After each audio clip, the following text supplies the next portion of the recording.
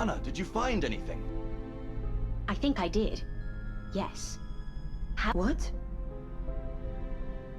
No, not yet. But they will be here very soon. I need to pack my bags. Claudia, please sit down. We have some time before the police arrive and can examine the results of my investigation. What investigation? I became suspicious after the death of Professor Kinski. And then, when Ulla died, I was certain they were both killed.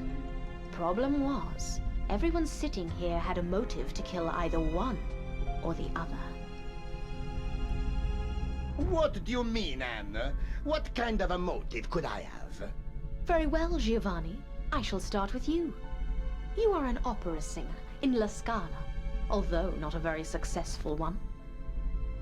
Anna, that is none of your business. Nevertheless, you were hoping for a promotion, and you were this close to releasing a record. But suddenly everything collapsed, thanks to Mr. Peterson. What? You see, Mr. Peterson has always taken an interest in opera, and being a wealthy industrialist, was able to provide money to theaters across Europe, including La Scala. He disliked Giovanni's last performance, and demanded La Scala cancel his record and promote another singer instead. Isn't this so, Giovanni? It is true. It is true. But it does not mean I killed him. I cannot believe this. What a shame, Giovanni. Mr. Peterson ruined your professional career, and you were angry. It's getting cold in here. The fire needs more wood. That's better.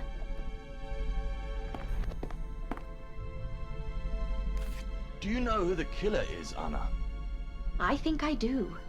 By the way, were you surprised I found a Hindu coin in Professor Kinski's room? What do you mean? Did you know Professor Kinski? Well, sort of. Ladies and gentlemen, what Professor Clark is trying to say is that he and Professor Adam Kinski were students at the same university, and formerly very good friends. But a girl you were going to marry ran away with Professor Kinski. How did you discover this, Anna? By searching Professor Kinski's luggage. Isn't it true you had threatened him before this? Well, yes. But I swear I didn't kill him. In fact, when he saw me, he decided to leave, but then he died. How convenient. I told you it wasn't me. Murderer! I didn't do it, honestly. I was as surprised as you. But you were glad he was dead. Anna, please. Otto, I almost forgot about you. What? Did I also kill Professor Kinski? No. However, you do have a nice little smuggling operation going on here. What? At first, I was confused by all the cigarettes in the cellar, but then I realized. Do you remember the day Dr. Hartman was killed? When he gave a note to me and Walter? Oh my God! Otto! I thought Dr. Hartman had something to tell us about the killings, but he had discovered your smuggling operation and wanted to talk to us about it. How do you know that, Anna? I found a letter. Here it is.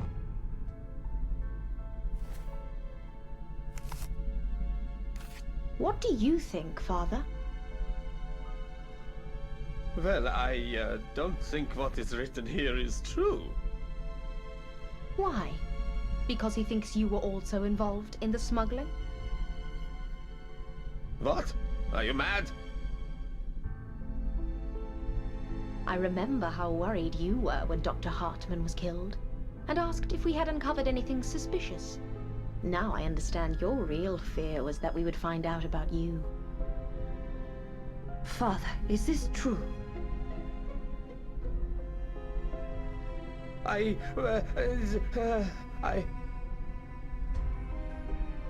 He was helping Otto to communicate with customers. He travels a lot around this area and knows local people. Very convenient. And then Dr. Hartman found out, and he died. Anna, it is not what you think. I'm speechless, gentlemen. To kill a man because he uncovered your smuggling operation was cruel punishment. We didn't kill him! In fact, we didn't even know he discovered... Oh, never mind. What a shame. Sadly, it is, yes. Well, Anna, it is a relief to know all the criminals have been found. But now, please excuse me. I need to pack my bag and leave this place as soon as the road is cleared. Well played, Claudia. To be honest, I admire your skill. What are you talking about? Have you seen this postcard?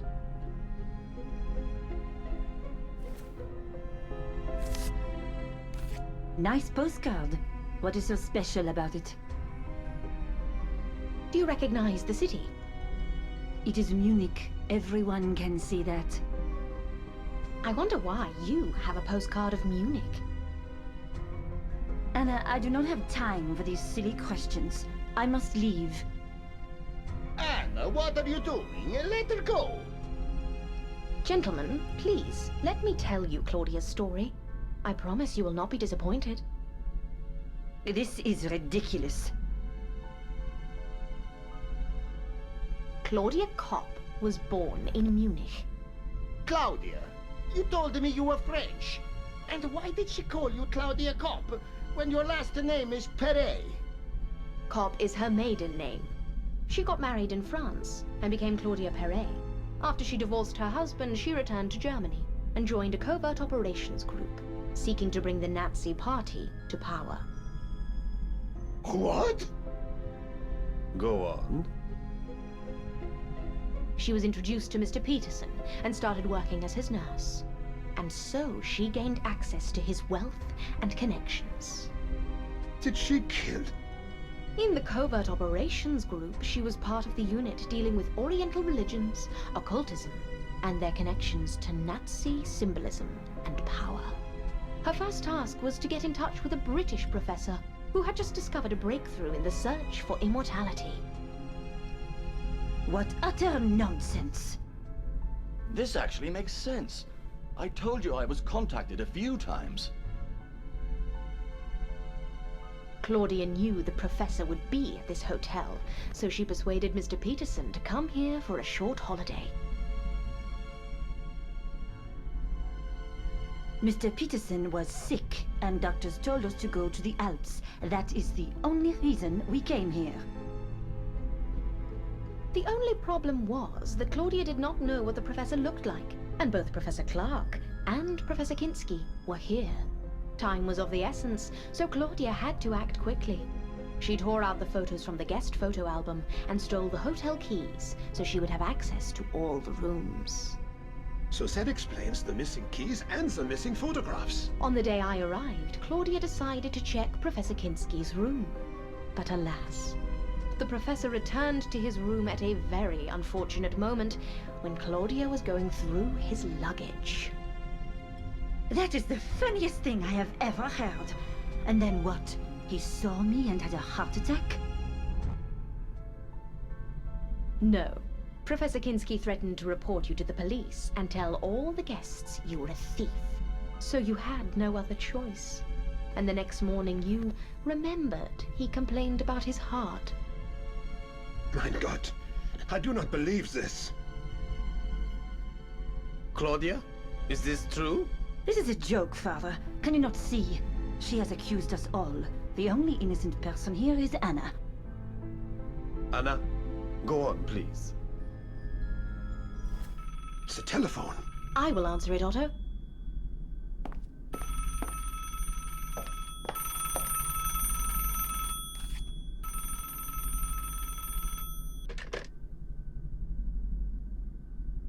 Good afternoon. May I speak to Miss Claudia Perret? Who is calling? a good friend. Is she there? Yes, but she's busy. Is she alright? Yes, she's perfectly fine. Do you have a message? Yes, please tell her that the plans have changed. What plans? She knows. What is your name? Helmut. Tell her Helmut. I will. Thank you and have a good day.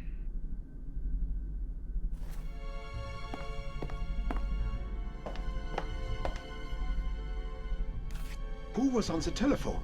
A man named Helmut. He was looking for Claudia. I do not know him. He asked me to tell you that the plans have changed. Plans? I don't know about any plans. Who is Helmut? I told you I do not know him. Anna, please continue. Where was I? Oh yes, when Claudia killed Professor Kinski. Later that night, Ulla confided in Claudia that when she was younger, she worked as a nurse, and Professor Kinski's heart attack looked suspicious. Furthermore, Ulla discovered puncture marks on his neck that were probably made by a syringe.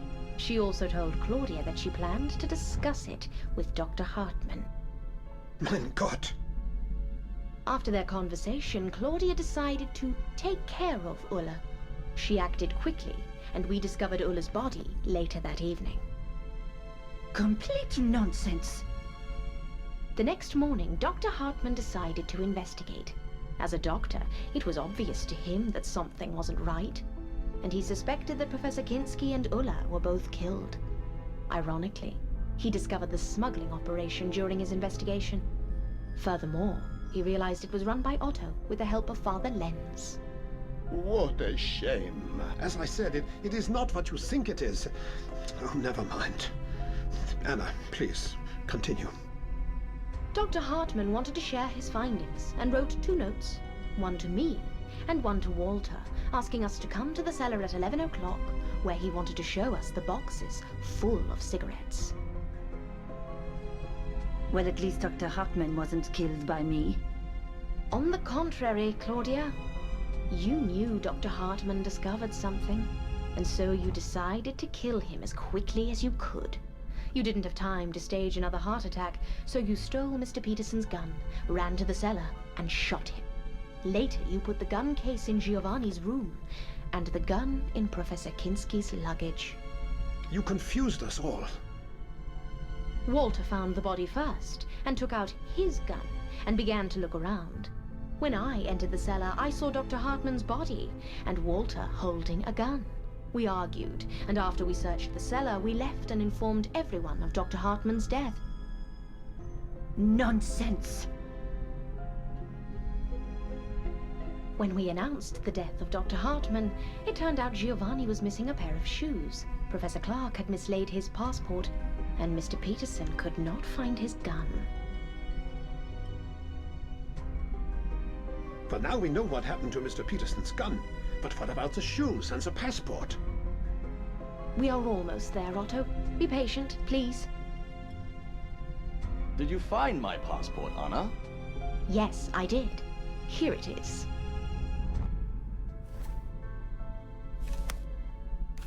Later that day, Claudia pretended to be attacked. It removed all suspicion from her, but a tiny little detail immediately caught my attention. A syringe from Dr. Hartmann's medical chest. I asked Claudia if she had any visitors, and since she had to improvise quickly, she told me Dr. Hartmann was in her room, which was impossible because he was in a wheelchair and couldn't make it to the 2nd floor. I must have mixed him up with somebody else.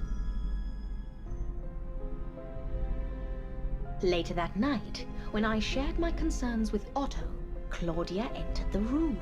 She was obviously worried and wanted us to suspect Walter. When I went to the cellar before going to bed, wearing Giovanni's shoes, Claudia locked me up and turned off the lights. And when I got out, I saw the fresh shoe prints made by a man. It was... How could you, Claudia? Meanwhile, Mr. Peterson had begun to suspect Claudia.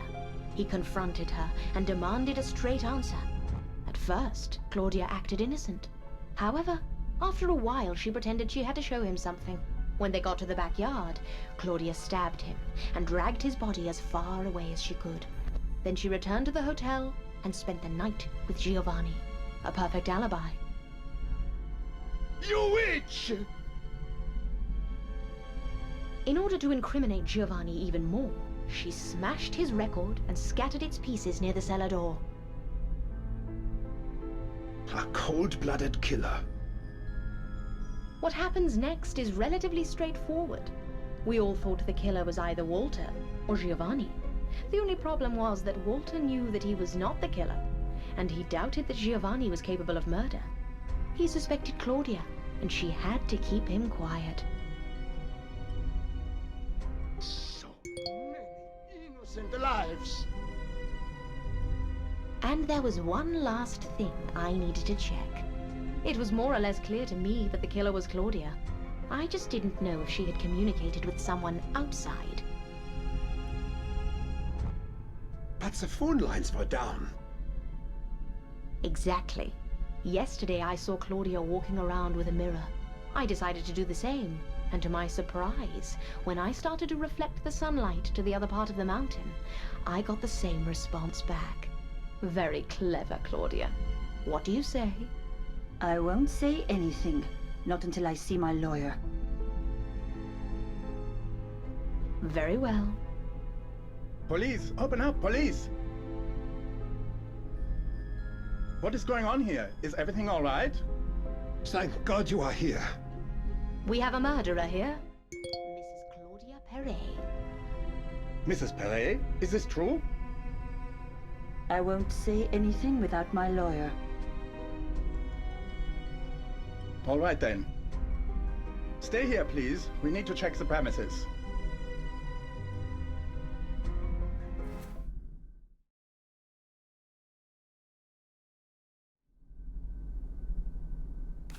Anna, thank you very much for helping us solve the case. I'm glad I could help. We will take Claudia into custody. That is good to hear. I suggest you stay at the hotel for one more night, as it is too late to set off on a long trip. Do you mind, Otto? No, of course not. After everything that has happened, I am not sure I could sleep here alone anyway. Very well. Have a good rest. Thank you. Goodbye.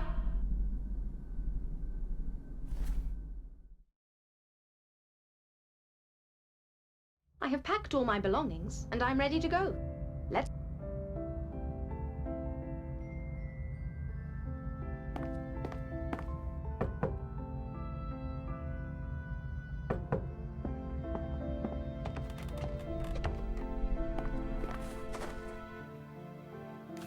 Good morning. Thank you very much, Anna. Good morning. You are welcome, Otto. Well, I hope you will come here again. I will. Anna, I have one question. Yes? I don't really know how to say this. About my other business. Oh, you mean the smuggling? It is none of my business. But you will get caught eventually, Otto.